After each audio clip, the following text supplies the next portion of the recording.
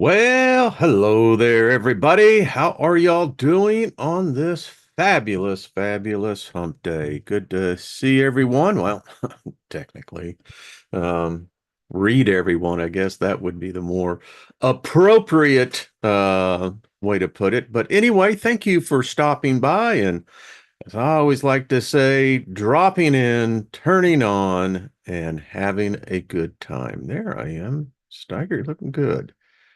A new set of headphones, and I sound very different. But hey, it sounds good anyway. I look at it. So, welcome everybody in the chat room. Hello, Lost in Space, Nancy, Joyce. There's been a great conversation going on. I just got to tell you, I've been looking at it. Uh, Going to get Black Sheep Researcher on. That's going to be fun.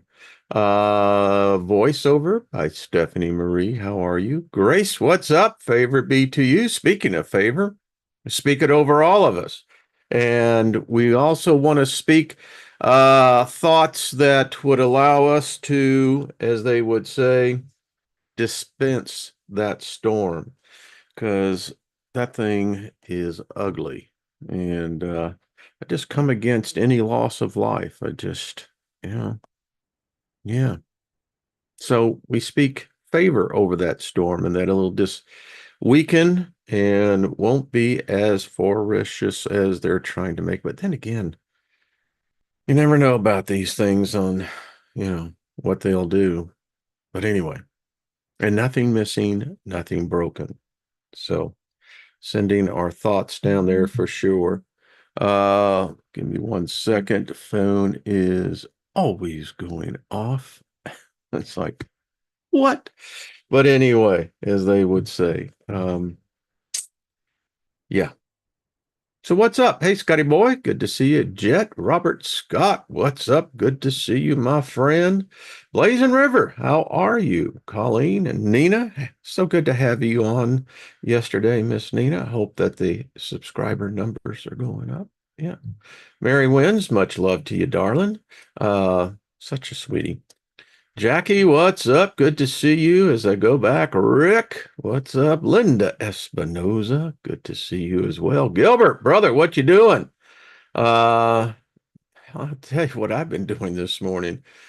They would say cleaning, but anyway, you got to sometimes speak in code. Yeah, y'all know what I mean. Uh, so we go. And I like this great conversation coming out. This Twain's talking mustache, excuse me. Love it. Welcome. Hadn't seen you before. Thank you for tuning in. Loretta, there's a song about you. Good to see you, dear. Uh, Mushkins, good to see you as well. So you found me by the reason of Lilith. She's a doll. She really is. Love that gal. Witch Moon, hello. Good to see you as well. As I go back all the way, and I think I got everybody. So if I didn't, say hi to you anyway. Nancy, good to see you as well. Josh, hello. Mr. Floyd's Universe, good to see you, brother. Go, all the way from Croatia. Good to see you. And Peter, how's up? Barbara, good to see you. I'm going to check the channel and be right back. Okay. Yeah. Well, John Price, what's up? Fourth kind, good to see you. Welcome. A lot of new people. We welcome you, and we always do this every time I go live. We just speak favor over us all because what the world has to speak wouldn't touch that with a 10-foot pole, right? But anyway, so lots to do here. Just looking at my notes. So, how many of you are aware that right now, in this point in history, because we are history, we're living history right now, that we're actually living what was foretold in this particular case nearly 20 years ago, and it's coming to pass. I'm talking about the color revolution. And if you don't know what the color revolution is, you really, really should look into it. Just go in to the Great Oracle, whatever one you use. And when you type in color revolution, reference Barack Obama 2004, his speech. Yeah. And part of the doctrine of the color revolution, there's like 6 points, and we're already living all six. But one of the ploys that whoever they are, I don't know if it's this cabal or if it's a very few, but whoever it is, they damn sure have a lot of power. And they also have, I would say it's not a human mind, because part of the process that is of this color revolution is that once you get, and I'll quote Barack Obama, the whole goal is to flood the public square, and that's wherever the public or community, with raw sewage, quote unquote. And the points is number one, divide the military and law enforcement. Make it to where Americans do not trust their politicians. Make it to where Americans cannot no longer trust the news, their religion, or their elected politicians. Make information so plentiful, and all you have to do is just to plant a little seed of misinformation, or as he said, spread the dirt a little bit. And then you have the people attacking each other because, oh, you believe that? Well, I saw this over here. What the fuck are you? If you believe that, you're going to vote for Trump? What the hell's wrong? And that's what happened. This has all been planned. So when you have it to where humans can no longer trust what they're hearing as truth, they are prime for takeover. And to quote Ronald Reagan, it only takes 2 generations to completely lose all of freedom. Only 2. So this is important because this seems to be a continuation of something that, well, if you're in this listening to me, chances are you're already as fully awoke as you're going to get. You are super awake.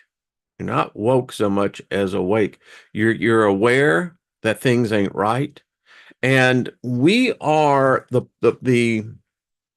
one thing in this doctrine is that as long as there's people like us, free thinkers, who challenge the status quo, who are always questioning, we, even by Soviet Marxist doctrination, we are the problem. And they found something when Karl Marx and Lenin were taking over Russia. They would put the intellectuals into the gulags, the concentration camps. And what they found was very interesting. There is a threshold where they basically break your spirit. They can break your spirit, they can break your mind. And it was those free thinkers who had the ability to go in. And this is what the Soviets wrote. They had the ability to meditate, to go within, even in the harshest circumstances, enduring physical and mental pain. And that's why they don't like free thinkers. We are the antithesis of that because we will question everything. So to confuse us, we look at confusion as a natural state of things. What we do is to observe this chaos and find ourselves within it. And this gets into the subject as what the title of the program was: Fabricated History, Alternate Timelines. Is history really real? And what we're going to find out is it's not. History, we already know, has been completely contaminated and altered. We've witnessed it, particularly within the last 20 years. And when you look at what's happened and how they fuck with you, is this thing called like the Mandela effect. Purposely altering images, quotes, peoples, timelines, purposely doing it. And it's designed for one thing and one thing only: to confuse you. Because again, a confused person is an off-balance person. They're easily swayed by doctrine, theology, ideology. And, excuse me, we're seeing a plethora of that taking place.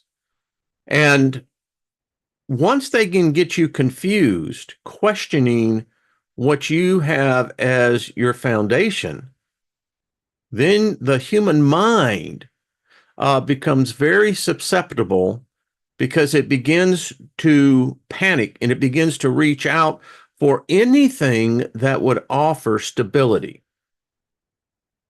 even if it's the worst thing for you. So there have been a couple of theories brought out. And although the academic community has rebuffed initially these hypotheses, one is phantom history. Now, phantom history was by a professor in 1991 who basically contended that when we went from the Julian calendar to the Gregorian calendar, that they altered time, they altered dates, they added years. And no one can really question, well, let's say we have evidence of architecture from 15th century. Is that really the 15th century? Who's telling us this? And as the theory goes, it's the church. Because you see, the church is communism. That's the great mirage. The idea is to get every human being indoctrinated into a single theology, ideology. That's communism, and the ultimate degree. And to where you can't challenge, you can't question, because if you do, you're a heretic. And you know what they do to heretics? They'll chop your head off, chop your balls off, drown you, burn you, hang you, splay you. That's what they do. And part of the color revolution is to also to attack the foundations of what most societies have always found as that anchor, primarily religion. If you believe the theory that, and I think it was aliens, I don't think they was human at all. I don't think they were, Homo sapiens, came up with this masterful plan of right around the first century. It took several hundred years to coalesce the idea. They went through many different reiterations of it, but finally they found one that seemed to work. Because quite literally, when we went into the Dark Ages, there's very little history about the Dark Ages. And that's primarily because it was being controlled by a single source. And then the Renaissance coming out of that. And then that even gets more confusion. And during this time, there were key men, primarily, very, very evil men. I call them evil because I'm not quite sure what their agenda is. It seems that if they wanted to call us, they could do that, and they have. That's when world wars and wars come around. Wars are designed to do two things. Number one, to replenish the bloodline and to basically remove um, factors that prohibit the subjugation of the masses. Today, we are living in slavery. Our governments are not our governments anymore. We now have the private oligarchs, that the new titans, whose primary mission, people like Bill Gates. Bill Gates was quoted recently that they're going to be flooding the stratosphere, ionosphere. I think their plan is 32,000 satellites. And he said, quote, "My new company will be able to track every human being, even those under the ground." That's totalitarianism of the ultimate degree. And the internet is a part of that power source.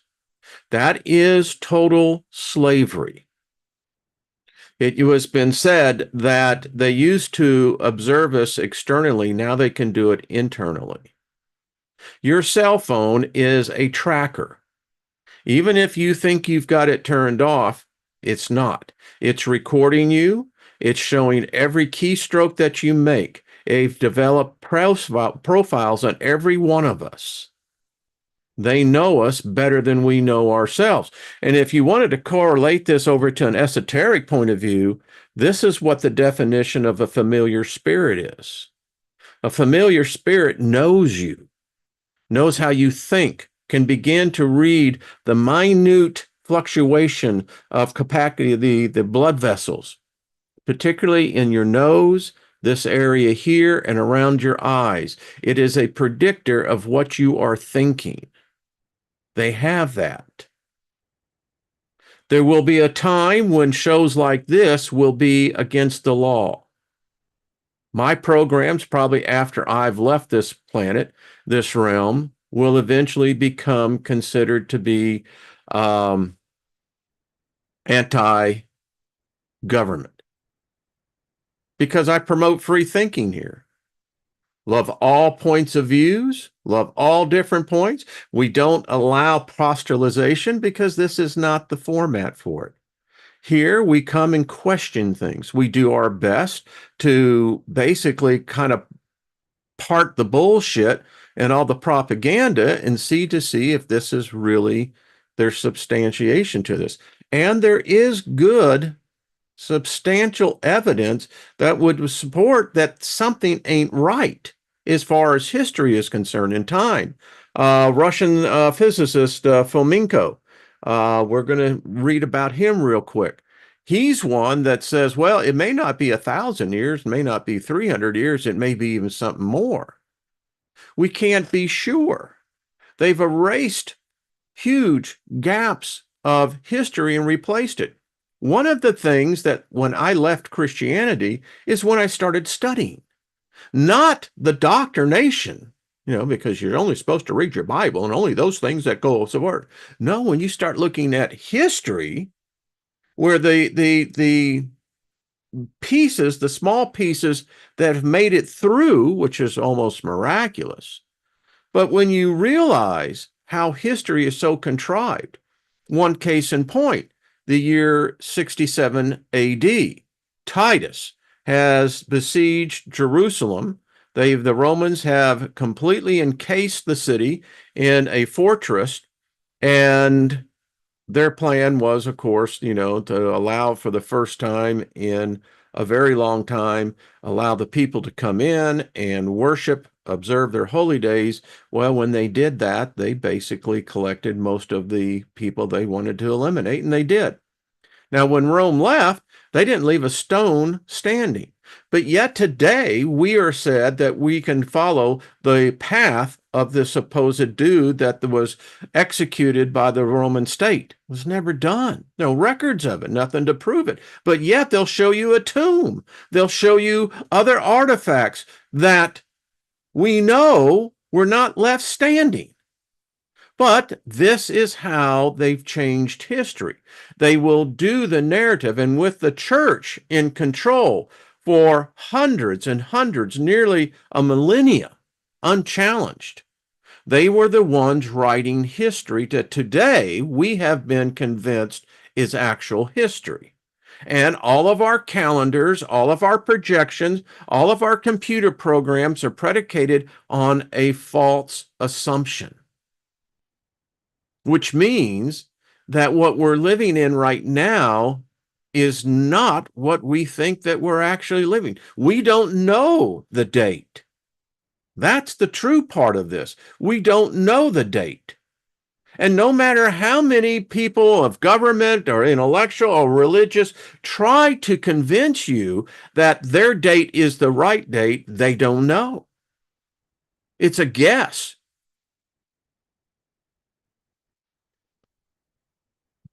So I wanted to pull this up just to show you.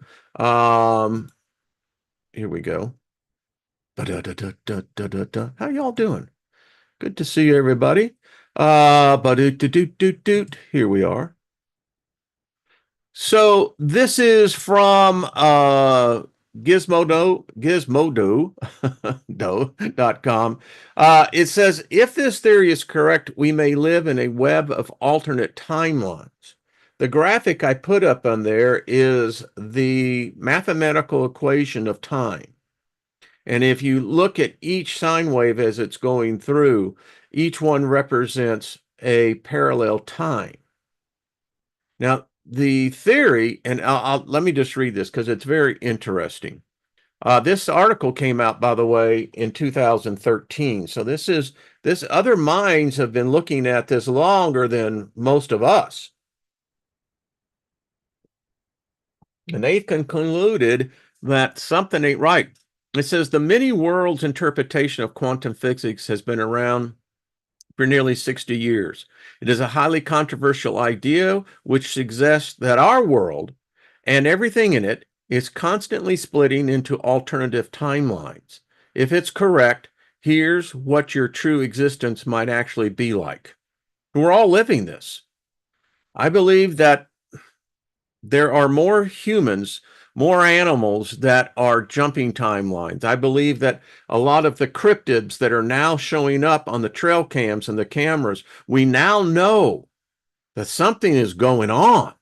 There either is this interaction in alternate parallel universes timelines, or we have no idea what planet we actually live on. It says over 100 years ago, the discovery of quantum physics ruined the party. Our comfortable clockwork conception of the universe was thrown in disarray with the realization that at the micro scale, there's some crazy, funky stuff going on. Thanks to quantum mechanics, we now know that matter takes on the properties of both particles and waves. What's more, thanks to Werner Heisenberg and Aaron Schrödinger, we never can be certain about a particle's momentum and position, nor can we be certain about an object's state when it's not being observed. In other words, the universe, at least at a certain scale, appears to be completely fuzzy and nebulous, possibly even random. Quantum physics has royally messed up classical, seemingly intuitive principles of space and time, causality, and the conservation of energy. This means that the Newtonian and even the Einsteinian interpretation of the universe are insufficient. Indeed, if we were to develop a unified and comprehensive theory of everything, we're going to have to reconcile all of this somehow. And isn't it odd how science got lazy? Lazy because, Newton showed you the first principle, right? And then Einstein comes along, and Einstein could never reconcile his theory of relativity. The unified theory still eludes us. And the thing about it is, we accept this as God, that these are facts when they are nothing more than applied theoretics. theoretical physicists. That's what they do. They're trying to reconcile, and they never will. It's above us.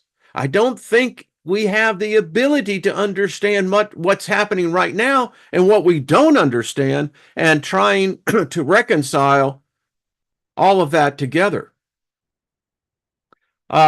It says, but some physicists, upset by the implications of quantum mechanics on our ultimate understanding of the universe and our place within it, still choose to ignore or dismiss it as a kind of messy inconvenience. And it's hard to blame them. Quantum physics doesn't just upset conventional physics, it also perturbs our sense of place in the universe. It's the Copernican in scale, a paradigm changer of carries deep metaphysical and existential baggage. Don't it? How many of you, how long did it take you to get finally undoctrinated with your religion or your politics? And it's amazing how you still find, the tendrils that will hide in your consciousness. Denial, which is not a river, however, won't help the situation, nor will it further science. Physicists have no choice but to voice the theory that try to explain the things they see in the lab, no matter how strange. And in the world of quantum mechanics, this has given rise to a number of different interpretations, including the Copenhagen interpretation, the ensemble interpretation, and the Broglie-Bohm theory, and many, many others. And of course, there's the infamous many world interpretations. Back in the 1950s, a principal undergraduate by the name of Hugh Everett III embroiled himself in the wonderful and wacky world of quantum physics. He became familiar with the ideas of Niels Bohr, Heisenberg, Schrödinger, and the studied under Robert Dicke and Eugene Wigner. Then, in 1955, when I came into the world, he began to write his PhD thesis under the tutelage of John Archibald Wheeler. Now, he went on to say that our reality is not our reality. And this plays big, because if reality is somehow not this constant, but is a variable, then history would be of the same making. In his paper, Quantum Mechanics by the Method of the Universal Wave Function, eventually after further edits and trimming, it was republished under the name of Wave Mechanics Without Probability. And though he referred to his theory as a relative state formulation, it was rebranded as the Many Worlds Interpretation by Bruce Sligman in the 1960s and 70s. So along then came this guy, Anatoly Fomenko, Russian physicist. Now, his arguments in his paper says the arguments are presented in support of the hypothesis that the famous stone ships of Northern Europe are Christian medieval structures originating from the imperial rite of the royal burial in ancient Egypt, Roma, or the Byzantine, and the Rus Horde, which is the symbolic reflection. Subsequently, the tradition of building stone ships for the honorable burials became widespread in Northern Europe, where they became a local custom. The small town of Geological in Denmark is a unique place where paganism and Christianity officially met in two generations of the same ruling dynasty. This is important, that two-generation thing. The symbolism of the royal burial at Geological and the world tree at Yggdrasil of the German Scandinavian mythology, combined with the well-known association between the chief Norse god Odin and Christ, strongly suggest that the pagan beliefs of the Vikings were an early form of Christianity. A natural explanation is to provide the origin of the term Viking. So, in his book, and I've got these papers, are quite interesting, he shows mathematically how this just can't be possible. He says, Says created finally in, I think that is what, the 16th century AD, the accepted today chronology and history of the ancient and medieval world evidently contains big mistakes. And this is this key point of history that has been altered. The calendar, and I saw some of the discussions Black Sheep and others were talking. There's no way that this is the year, 2024. It is not. We don't know if it's 1024 or if it's 10,024. We don't know. And others that have come in to question this is, well, they've taken it in the short, so to speak, on their careers. However, tenacity pulls off, and they held strong, and it allows laymen, and that's what I consider myself to be, as a layman, to grasp that knowledge, contemplate it, tear it apart, and you can't help but not come back and go, yeah, something's wrong. I mean, do you really think, it's that, for instance, the Shroud of Tehran, they're saying Tehran, that it's the Christ burial cloth. And they say they have been able to do it by carbon dating. The problem with carbon dating is not an exact science. It's anything but. It's a guess. And if you have a religion that you have to support that has nothing to back it up, well, you're going to have some sort of fabricated evidence that is so grandiose that how dare you question an act of God? And that's what happened here. So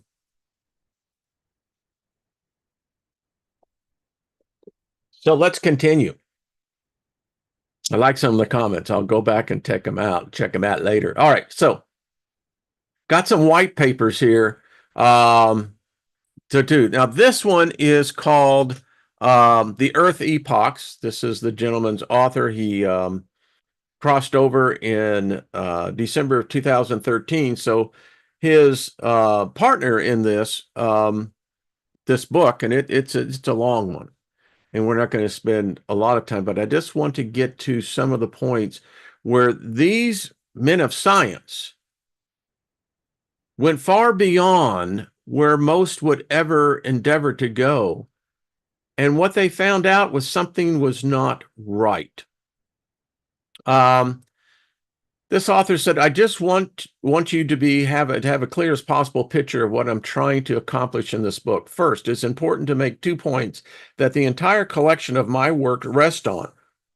One, I have no formal education past the 8th grade, although I have attended and audited some degree level classes in a couple of universities. Most of my education is self-taught. There we go. And with the availability of the open internet over the last 20 years, I'm about as well read as it could be as an expert from a novice. Secondly, I make absolutely no claim to attack nor defend, support, or debunk either side of the evolution young earth creation argument. I do not advocate for any agenda, whether that agenda is academic, religious, or scientific. To ensure there is no miscommunication about my personal perspective, I am an avowed short-period catastrophist, expecting to prove via catastrophic ocean rise, geological column, deep core drills, ice core samples, Varv layer, and other readings that the Earth experiences major and cataclysmic catastrophes, including dipole exchange on an irregular short-term basis. And we're already living that. It's amazing how many humans, if society really understood that we right now, Earth is in a magnetic pole shift, an excursion, we would probably have a whole different. We don't have time for fucking wars. We don't have time for all this nonsense. If this is happening, and it is, it means that our species is on the precipice of widespread destruction. And then you got these assholes coming with the color revolution, wanting to change the United States into a Marxist socialist empire. I say bullshit to that. And that's why they can't do it, because the problem with the United States is that its citizenry is armed to the teeth. And you piss us off. We've got more ammunition and weapons than the Army do. Biden threatened us with an F-15. Don't tell me there ain't a fucking agenda going on. The geologic column shows the average static or calm periods that are between catastrophes to average about 7,000 years. Now, Ben, on his studies, and many of them show this as well, about 12 and 6,000 years. So I consider these pretty well close. Many periods are much shorter, some are longer, and a very few a quite long time. With the discoveries of the sunken offshore Florida harbors, I knew without any doubt that I could and would prove a civilization in North America just prior to 7,000 years ago. And with that proof, I would have the foundation of proving the last great cataclysm of 7,000 years before the present. The last piece is proving how and why cataclysms return on such a frequent, though not precise, schedule. The many core drills taken by geologists hunting for natural resources prove the above statement.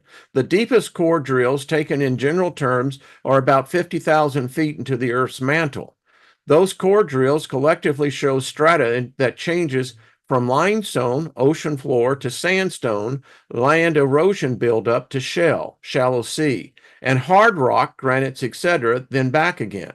Most levels are between 2 to 14 feet thick, or roughly 1,000 to 7,000 years in age of duration.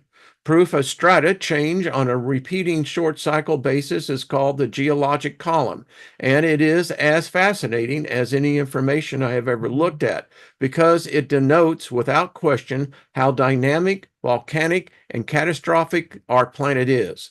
The reason we know for certain that super mega cataclysms accompany every change is that each stratum of the geologic column mostly does not have a transition layer, but changes from an ocean bed, limestone, to some other non-ocean surface, then back to limestone, then back to something else on a clean, non-transition basis. In addition, magnetic polarity in rocks and geological strata demonstrates pole shifts have caused the poles to be located at many different places on the surface of the Earth at different times. The Earth's surface as a whole is very dynamic, and most of the visible changes that we see are much more recent than most anyone understands.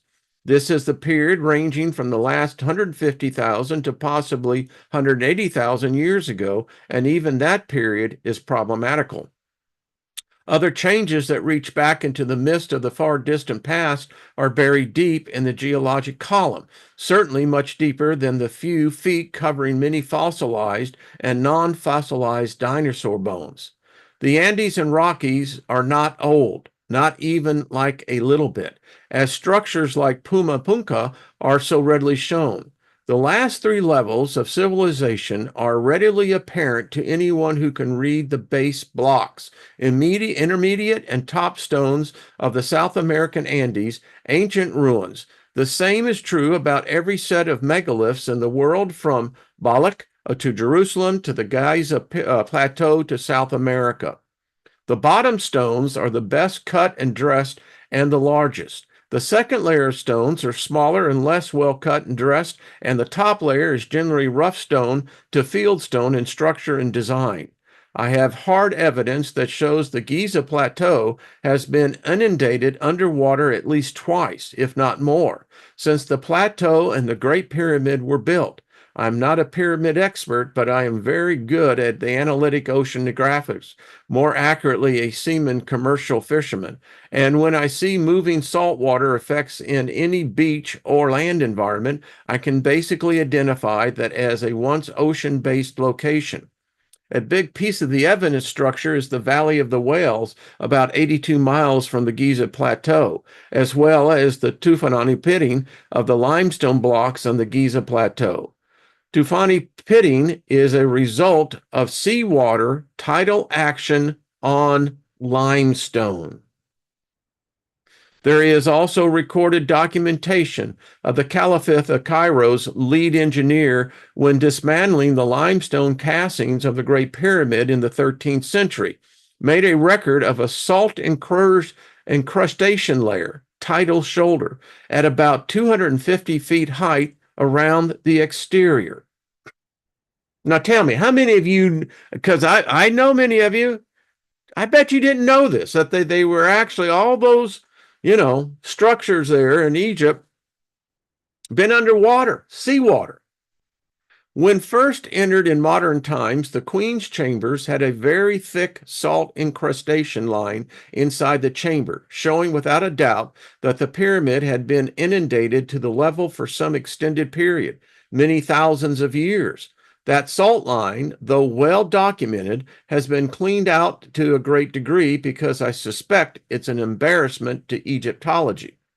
I will be able to prove in this book that many mid-sized dinosaurs lived into the mid-Holocene era about 7,000 years ago, while small pockets of declining size species survived well up into the modern age. That would explain why many explorers in South America, even into Africa, they saw dinosaurs,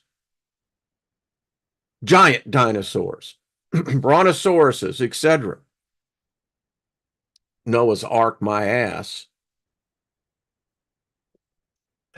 Hey, can we put that Triopsis up on there, please? I will present a book full of images, pictographs, pottery, carvings, etc. I will also present articles on recent DNA tests on soft tissue and the hemoglobin elements for more than 60 non-fossilized dinosaur bones, some still frozen in place in the great permafrost deep freeze of the North Arctic polar regions. I will prove that humanids of great stature, over 15 feet tall, lived well into the Holocene start, and some mid-sized giants, about 12 to 18 feet, lived well into the mid-Holocene, while smaller giants, up to 10 foot, lived into relatively modern times. There were greater-sized humanids, some may have been up to 36 feet tall, and some extraordinary large dinosaurs in some previous epochs when ambient so-called gravity was much less dense than it currently is. Supporting that fact, I will prove that gravity as a fixed law does not exist, and what we perceive as the G-force is actually the change density of electrostatic field force. Subproofs are defined specifically for Earth's biosphere, and I do not intend to extend the idea into galactic or universal application. That study is for others to discuss who are more well qualified in the quantum kinetics than I am. I will show that during the third ice melt pulse, ocean rise, the ambient temperature rose to a level that was at the limits of sustaining human and domestic animal life, and as a result, populations went underground to survive the incredible heat index. How's that one? Got another one. This one here is the Hungarian Chronicles and the Phantom Time Hypothesis, the fabricated Middle Ages. Now, in this theory, they show that the Middle Ages, totally made up shit, man. Totally. Bunch of a-holes just, with their fucking agendas, and we, the masses, are dumbasses. Today, the average person on the street is more dumber than 500 years ago. The youth today has the diminished capacity for memory. They're easily swayed by what they think. You got different platforms out there that those perceptions of what reality are fabricated through the Black Mirror box. Introduction. When Hilbert Illig introduced his theory on the fabricated Middle Ages, or more known as phantom time hypothesis, he mainly referred to Western Europe, as per se the many false records from the Carolingian age, the Palace Chapel of Aachen that predates by far its era with its agricultural solutions, the Palestine Chapel, for instance. The particular calendar reform of Pope Gregory the 13th, the characteristics lacking the archaeological evidence of that era, naturally refers to peculiarities of the Byzantine Empire as well. The stoppage of construction, the decadence of literacy, the odd fairy tale likeness of events, the incomprehensible and unjustified actions of the rewriting of chronicles. His arguments on their own are heavy enough and stimulating. Illich, on the other hand, never even mentions one thing, seemingly, the sign shows that he was not even aware of it.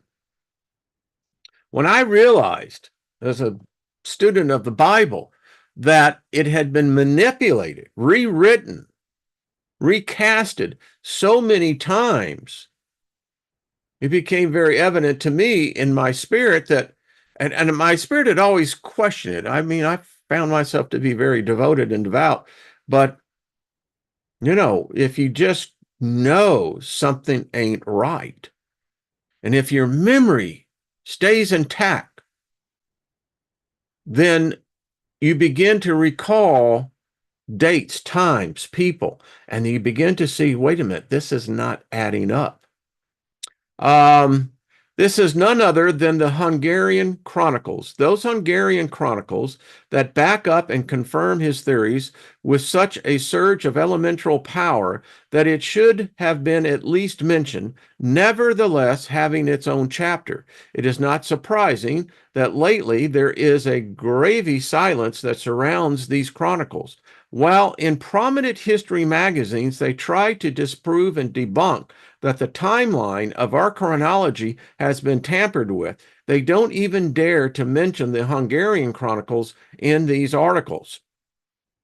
With the dating of the Magyar ingression, the scandalous ingressus, in our chronicles, it is where they come under the greatest of confusion. Kaliti Marx of the Chronicle and Pictum sets this date with 2 to 3 centuries earlier than today's accepted official date. Fine, we might say, he did not know the exact date or miscalculated. Only this is not an exception. It is a recurring thing. Namely, Kaisi Simon, the writer of the Gestra Hungarium, leaves the date of the Magyar second ingression to the end of the 800 years, but dates Attila the Hun not to the first half of the 400 years, but 300 years past that date in the 700 years. Does that make sense? I mean, if you were in a poker hand, I'd be shooting the dealer at this point. Hereby, it is not Kalati Mark nor Kazi Simon that had poor math skills. Rather, they confronted unawarely with the same problem, the artificially induced 300 years. That is the key point of this one. Now, here is Anatoly Fomenko's History, Fiction, or Science. This is his second one. It says antiquity and the Bible were crafted in the 15th and 16th century. The Old Testament refers to medieval events. The Apocalypse was written after 1486 AD. Now, this is shocking. This is the back of the book.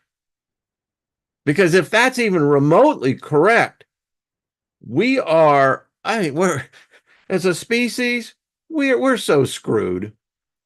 Not quite what you learned in school. This version of events is more substantiated by hard facts and logic, validated by new astronomical research and statistical analysis of ancient sources than everything you have read and heard about history before. The so-called consensual history is a finely woven magic fabric of intricate lies about events predating the 16th century. There is not a single piece of firm written evidence or artifact that could be reliably and independently traced back earlier than the 11th century. The archaeological dehydrochronological And the carbon methods of dating of ancient sources and artifacts are both non-exact and contradictory. This is quite a book. So he comes in here and he's, like I said, you have to read these books to really appreciate what he is saying here, and it's being backed up. So within these books, this is again the second one. Let's see. I want to get into. Well, I got to watch. Where the heck did the time go? And as you can see, this is 562 pages. We will not be doing this. But he goes through methodically and shows that this period in the medieval time, the Dark Ages, called the Dark Ages for a reason. No one has records of it. It's just weird. And he brings out that there's this 330-year shift that the Romans did. Now, if they did the same thing with the Gregorian, we have no idea. We really think that the Old Testament happened, back there, way back when. Well, don't be so fast on this. He talks about the famous reform of the Occidental Church in the 11th century by Pope Gregory Hildebrand as the reflections of the 12th century reforms of the Anglicanist Christ, the Trojan War, and then the 13th century. He goes back into this into detail. Where did the time go? All right, we'll pick up on this some more because it's worth it. I'll get excerpts out of this. And there's more. I mean, there is some really controversial stuff that's even within the last 200 years. Mud Fossil University, his channel, Paul, we know extensively there was a mini cataclysm that took place within the last 200 years that's not even fucking written about. But yet, the San Francisco Chronicle, New York Times, I mean, throughout the Chicago Tribune, we have pictures of this event, but it's not recorded. It's not taught. Academics don't want to pay attention to it. It appears that there are enclaves of society, community, people that history was based upon.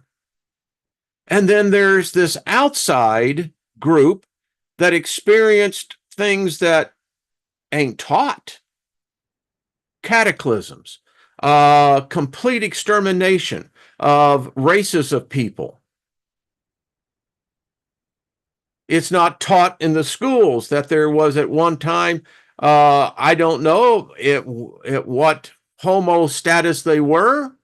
I don't believe they were sapiens, but we know they were giants. We know this. We know we have trees that measure 2-3 miles in diameter. These were trees.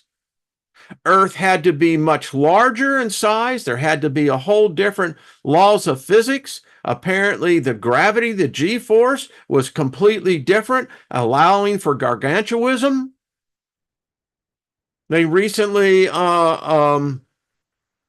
discovered out in the Saharan desert artifacts of giants, swords measuring some 30 feet. Now, you'd have to be a big-ass dude to be able to carry a sword that measures 30 feet. So, da-da-da-da-da-da-da. Now you get into the conspiracy theories. So you've got these assholes in government, right? Corporations, the fucking idiots, the morons who really believe they can enslave us, that they can control us, that they can actually come in and dictate to us. Well, they got a fight coming. Do you know what I heard before I came on live? It's now being, you see, the United States government is the #1 producer of propaganda and misinformation. But they do it purposely. As Barack Obama in his 2004 speech said, this is the beginning of the color revolution. We're well into it. This ain't the beginning. No, this thing probably started back with the Bushes, maybe even before then. But I have a feeling with the Bushes. But George H. Bush told us in his famous UN speech, it's the new world order. He said they had taken over. Well, look at the agenda that's taking place. So now they're putting out that there is potentially a big terrorist attack coming on election day. I'm not going to buy that for a second. I think it's going to be peaceful. I think it's going to be, and despite this, you see, that was also part of the color revolution, is to get the populace not to believe in the election, to make them believe that somehow there is interference within it. Now, the idea is that, well, you don't need any proof. Just put the idea out there, and then people will start questioning it. And it's all designed to have us at each other's throats, while the bureaucrats and the politicians skate free. There's no accountability. That's the other part of that.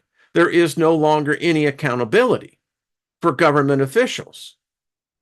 We're seeing it as well as that we have two classes of justice now. That's not the way it was. When I was growing up, that would have never been tolerated. This color revolution is well underway, folks. Don't fall for it. The problem is we're a small group in here, and the masses at large are completely oblivious to what's happening to them. But it's all by design.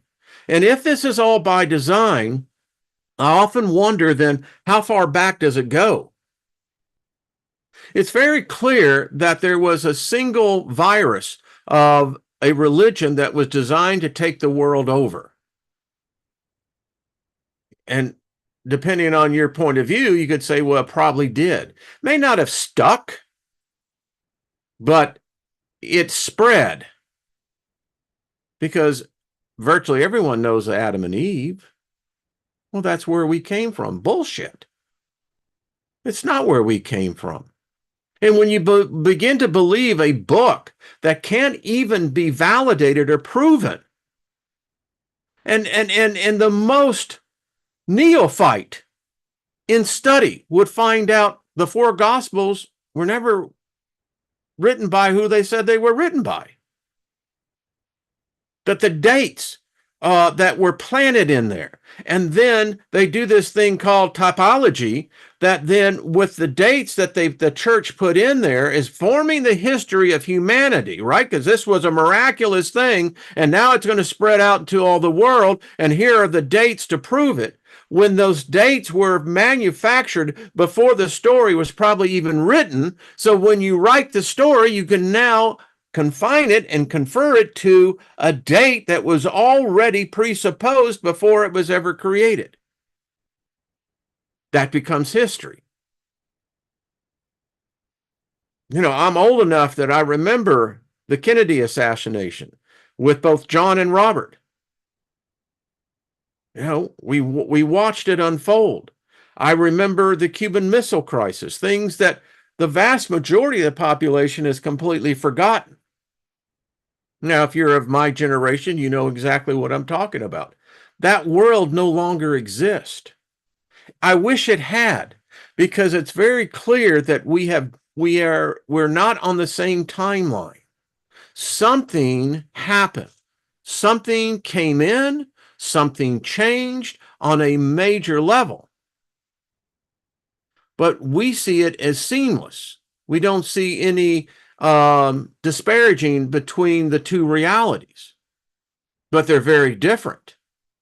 This is not the correct timeline. At least it's not the right one for me. And there are many others of my generation that would agree with this. This is not the right timeline. Something happened. Something went askew. And you're not ever going to convince us otherwise. And as long as we can continue to question the narrative, there is hope for the younger generations because they'll hear our voice and maybe they'll start questioning because they don't have the memory. It was before their time. When I came into this world, to a person that was born in the year 2000, I'm a dinosaur. They don't even know half the references to what I would make references to. It doesn't exist for them. And my history could easily be fabricated and rewritten to where they believe that there would be a totally different history.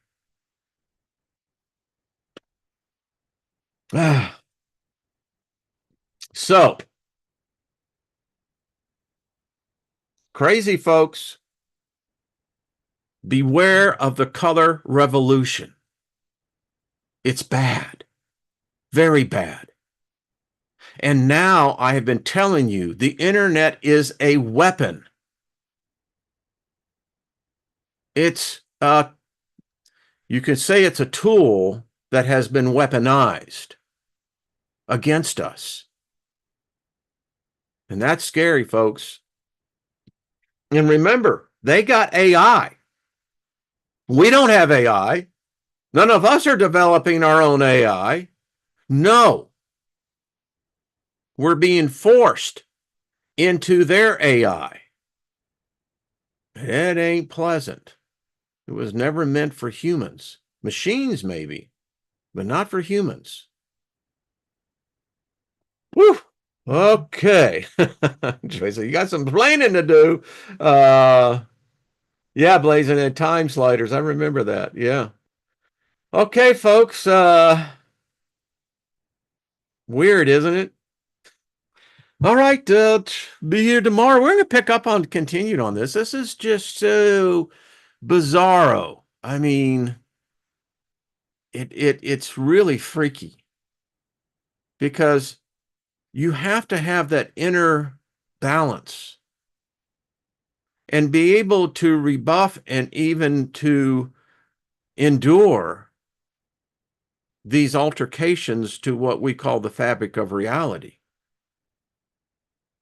And I'll still say this. My experience with LSD at the young age of 16 on, I'm so grateful for that because, you know, I enjoyed it so much, but the idea as I look back now, you had to learn, you had to find that balance inside. You had the mental effects of the chemical taking place in the cerebral cortex, the frontal lobes, etc. But then you have your spirit side that is witnessing this. And how do you handle the effects and at the same time still maintain? Bingo. Hey, Millie, right back at you. Mary Wins, much love to you. Hey, Gaia, how are you? Say hi to hello to Paul. Eric, good to see you. So I appreciate all of you. You're beautiful people, and you're some of the best of what humanity has to offer. That is a fact. And I'm honored that the fact that we get to come here an hour during the week and each day and contemplate these things, look at what other intellectuals and scientists and theologians, what they have written, and then we can ascertain from that, you know, well, that resonates or don't, right? Okay, everyone, I can see I really went over again. Right back. Well, appreciate that. Mushkins, thank you. Washing the dishes. Well, I tell you, that's a great poem of meditation. It certainly is. Well, make sure you hit the like button. Subscribe if you hadn't. You know, they sometimes, as algorithm, will, you know, do that kind of stuff. But, you know, we're okay. Scotty boy, appreciate you. Hello, Shirley. I'm waiting tables. Tripping. I have to go back and read all that. All right, everyone. Much love to you. We'll see each other